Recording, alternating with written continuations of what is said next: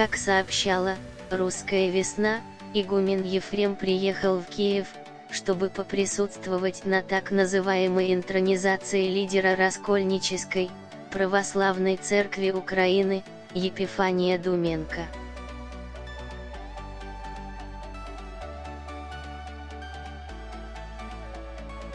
Прибыл он в мать городов русских по распоряжению константинопольского патриарха Варфоломея.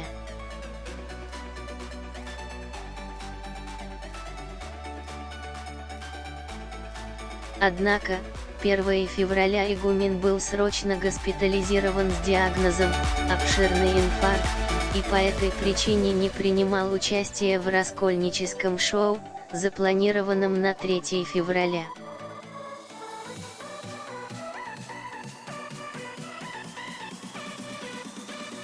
2 февраля представители священноначалия церкви провели телефонные переговоры со старцем Ефремом.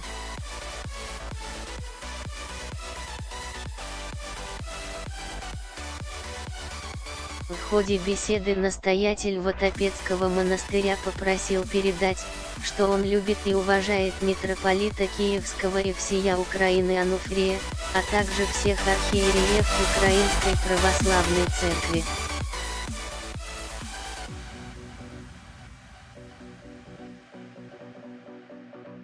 В тот же день старец покинул территорию Украины, чтобы продолжить лечение в одной из зарубежных клиник.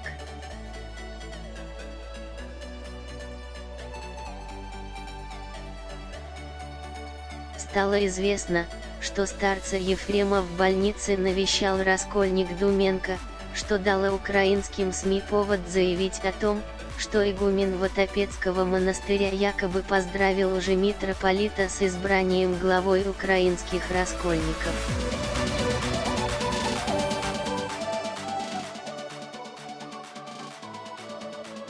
Подтверждения этому факту нет. Украинские СМИ опубликовали ложную информацию о том, что во время посещения лжемитрополитом Епифанием Думенко, оказавшегося в киевской больнице игумена Афонского монастыря Вотопец старца Ефрема, со стороны последнего прозвучали поздравления с избранием Думенко главой украинских раскольников, а также пожелания ему Божьей помощи в работе.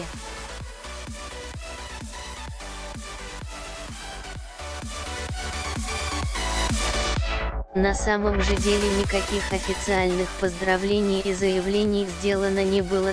Лидер Раскольнической православной церкви Украины воспользовался тяжелым положением отца Ефрема и задействовал визит в целях самопиара, говорится в сообщении.